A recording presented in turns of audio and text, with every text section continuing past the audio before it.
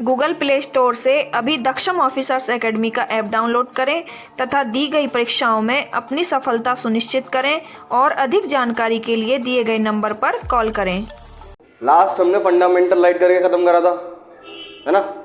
Fundamental right के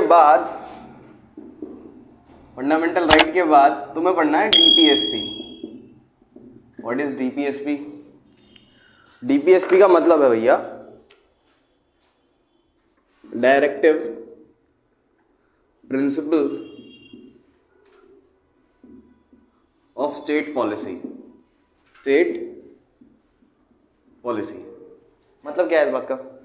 मतलब ये कुछ इसके अंदर कुछ ऐसे लॉज लिखे हैं जो स्टेट को गवर्न करते हैं, स्टेट को एक तरह से कमांड करते हैं कि कुछ ऐसे राइट्स हैं जो स्टेट को प्रोवाइड कराने हैं लोगों को।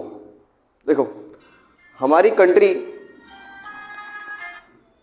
अगर मैं बात करूं जिस टाइम पे हमारा कॉन्स्टिट्यूशन बना था ना 1950s में, तो उस टाइम पे हमारी कंट्री बहुत ज़्यादा एक तरह से कह सकते हैं हमारा जो पर कैपिटा इनकम है बहुत लो था।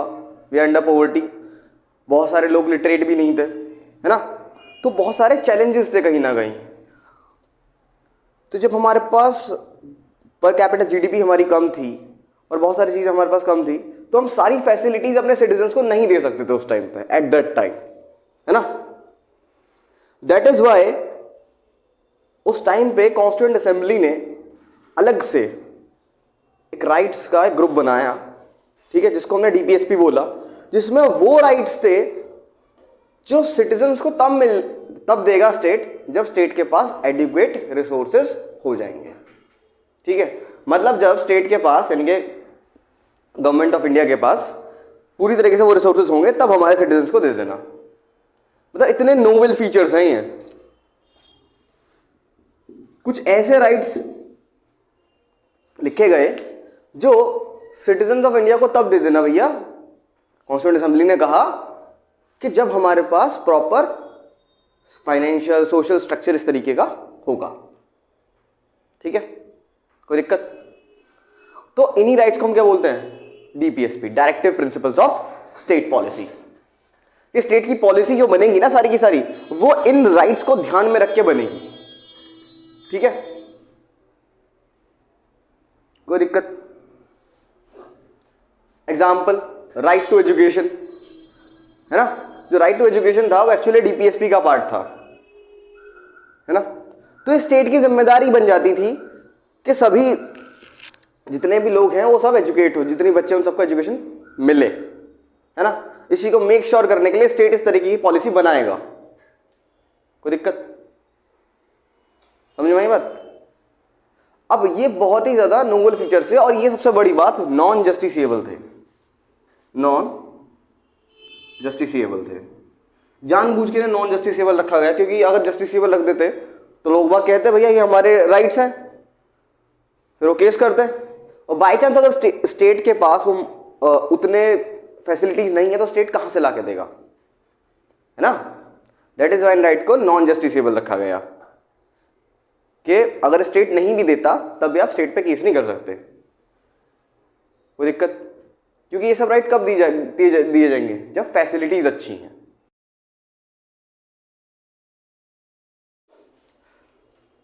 तो ये राइट्स नॉन जस्टिसिएबल थे, ठीक है। दूसरी बात, ये राइट एक्चुअल में कॉन्स्टिट्यूशन की फिलॉसफी है।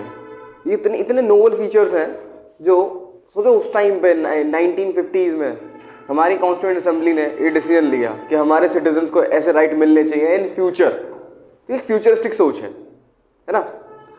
क्यों? क्योंकि उस टाइम पे वो रिसोर्सेज हमारे पास अवेलेबल नहीं है, ठीक है। अब एक और बात, ये डीपीएसपी हमने लिए कहां से? डीपीएसपी लिए हमने आयरलैंड से, और आयरलैंड ने लिए थे स्पेन से, है ना।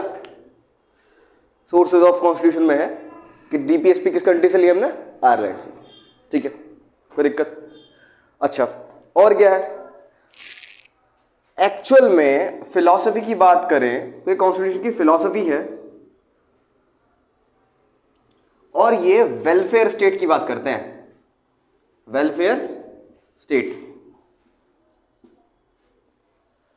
वेलफेयर स्टेट का मतलब एक ऐसा स्टेट जिसमें सब लोगों को सब चीज़ें प्रोवाइड हों, जो भी नेसेसरी है उनकी ग्रोथ के लिए, डेवलपमेंट के लिए, जो भी चीज़ें नेसेसरी हैं वो सब उस स्टेट के अंदर हों, और अगर कुछ ऐसा राइट है जो नहीं है वो प्रोवाइड कराए स्टेट।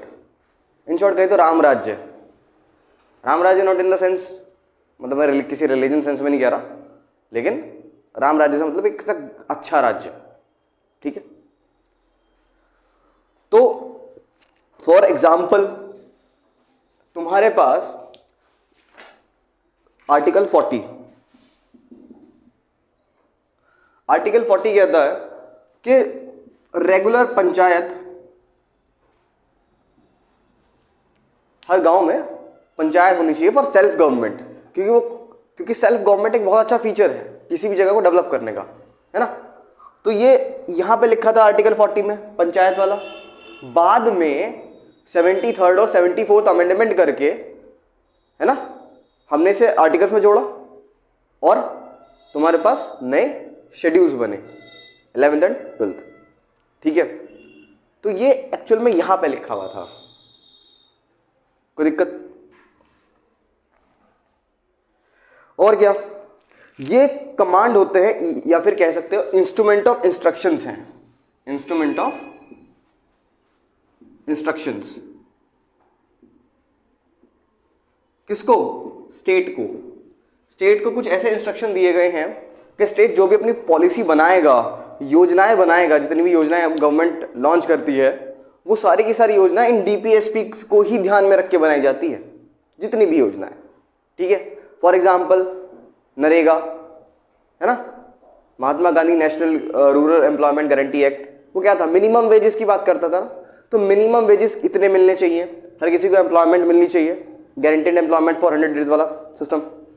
वो कैसे है? वो एक्चुअली डीपीएसपी में लिखा था कि हर किसी को मिनिमम लिविंग कंडीशंस के लिए वर्क मिलना चाहिए, है ना, इन आर्टिकल 41।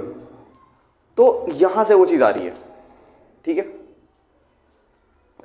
अब अगर हम बात करें, आपके पास ये डीपीएसपी, ये दोनों पर अप्लाई होते हैं, स्टेट यूनियन गवर्नमेंट पे भी और स्टेट गवर्नमेंट पे भी, ठीक है।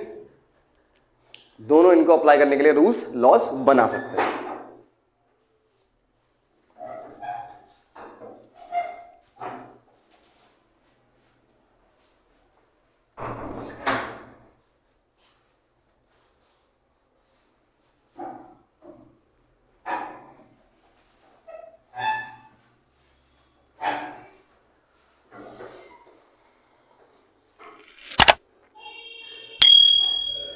और क्या है, मेनली इसका कुछ पोर्शन कहा जा, मतलब उसका कुछ पोर्शन जो है वो गवर्नमेंट ऑफ इंडिया के 1935 से भी लिया गया था, एक्सक्लूसिवली नहीं, कुछ पार्ट्स, ठीक है। अब अगर मैं बात करूं, वैसे तो हमारे डीपीएसपी डायरेक्ट आर्टिकल्स में लिखे हैं, जैसे आर्टिकल 36 ये बोलता है कि वो स्टेट वर्ड को डिफाइन करता है। 36 से 51 है ना आर्टिकल्स, ये तो आर्टिकल 36 स्टेट को डिफाइन करता है, क्योंकि स्टेट के अगेंस्ट ये राइट मिल रहा है ना, स्टेट के लिए ये राइट प्रोवाइडेड है। तो स्टेट का मतलब क्या है? इन्होंने इसमें लिखा है स्टेट का मतलब वही है जो आर्टिकल नंबर 12 में था, गवर्नमेंट ऑफ इंडिया और उनके सभी ऑक्यूपेशंस ऑफिसेस, ठीक है। आर्टिकल 37 वो ये बोलता है कि जितने भी राइट गवर्नमेंट बनाएगी, जितने भी पॉलिसीज गवर्नमेंट बनाएगी, वो इन डीपीएसपी के अकॉर्डिंग बनाएगी, है ना। इसी तरह से 100 ऑन आर्टिकल्स हैं। वैसे तो हमारे कॉन्स्टिट्यूशन में इन आर्टिकल्स को डायरेक्ट लिखा गया, लेकिन समझने के तौर पे इनको, इन डीपीएसपीस को 3 फिलॉसफीज के अंदर तोड़ा गया है। हम कह सकते हैं कि इसके अंदर एक्चुअल में 3 फिलॉसफीज निकल के आती हैं। कौन कौन सी 3 फिलॉसफी निकल के आती हैं? ऐसे कॉन्स्टिट्यूशन में नहीं लिखा, लेकिन अगर समझने के तौर पे आर्टिकल्स को सेग्रीगेट करके देखा जाए तो वो 3 अलग अलग फिलॉसफीज के मद्देनजर लिखे गए हैं। ये 3 फिलॉसफी कौन कौन सी हैं? पहली है सोशलिस्टिक प्रिंसिपल, यानी कि डीपीएसपी में कुछ राइट्स ऐसे हैं जो सोशलिज्म को ध्यान में रख के लिखे गए हैं, यानी या फिर उन आर्टिकल को पढ़ने के बाद एक सोशलिज्म की झलक मिलती है। सोशलिज्म में जस्टिस, सोशल, इकोनॉमिकल, पॉलिटिकल वाला, है ना। कुछ प्रिंसिपल ऐसे हैं जो गांधीयन प्रिंसिपल्स फॉलो करते हैं, कुछ आर्टिकल्स ऐसे हैं जो गांधीयन प्रिंसिपल फॉलो करते हैं, है ना। और आपके पास कुछ चीजें ऐसे हैं जो लिबरल इंटेलेक्चुअल प्रिंसिपल्स हैं। ये तीनों है क्या क्या हम पढ़ेंगे, ठीक है। हम अगर सारे के सारे डीपीएसपीज को सेग्रीगेट करें तो इन 3 ग्रुप्स में डाल सकते हैं, सोशलिस्टिक प्रिंसिपल्स, गांधीयन प्रिंसिपल्स और लिबरल इंटेलेक्चुअल्स, ठीक। फॉर एग्जाम्पल तुम्हारे पास socialistic principle like article number 41 बात करता है दैट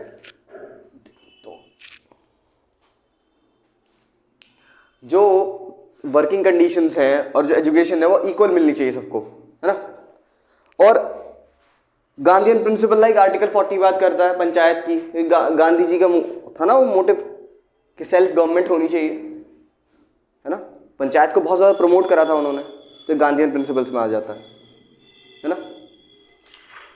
और तुम्हारे पास लिबरल इंटेलेक्चुअल में फॉर एग्जांपल आर्टिकल 51 कि हमें सभी के साथ अच्छे इंटरनेशनल रिलेशंस रखने हैं अपने सभी नेबरिंग कंट्रीज के साथ। तो इस तरीके से हमें आर्टिकल्स पढ़ने हैं।